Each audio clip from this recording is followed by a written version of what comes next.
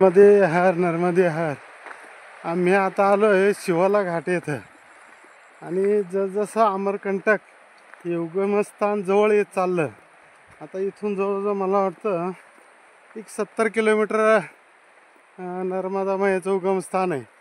आणि तसतसं हे नर्मदा मैयाचं जे पात्र आहे छोटं होत चाललेलं आहे. हे बघा, अगदी घोटे एवढं पाणी मैयाच्या नदीमध्ये. आणि तिकडं आपण 2-2 किलोमीटरचं हे बघत होतो, पात्र बघत होतो. इथं खूप म्हणजे रुंदी तर कमी झालीच, पण पाणी उतळ पाणी एकदम खळखळ वाहत आहे. नर्मदे हर नर्मदे हर.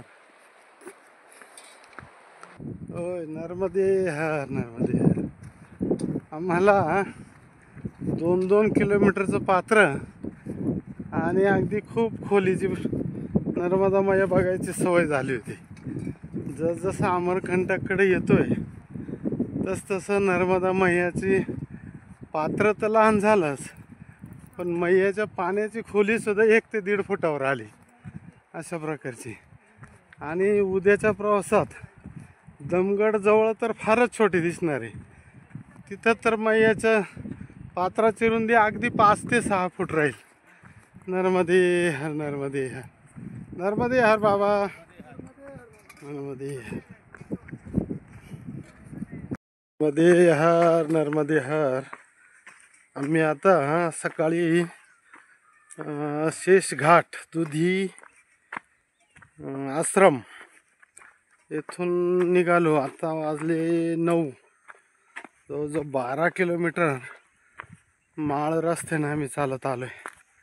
अजून आम्हाला 1-1.5 तास तरी चंदन घाटाला पोचायला लागेल. मग तिथून पुढे एक चांगला रस्ता लागला आम्हाला पाठीमागं परिक्रमावाशी. नर्मदे हर नर्मदे हर नर्मदे हर. हे सर्व जंगल मार्ग, शेती असेच रस्ते. नर्मदे हर नर्मदे हर.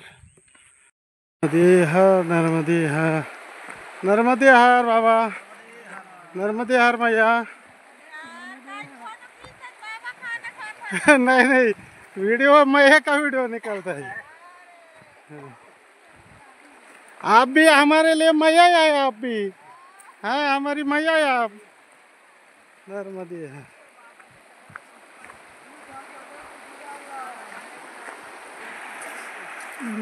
नर्मदे हर नर्मदे हर.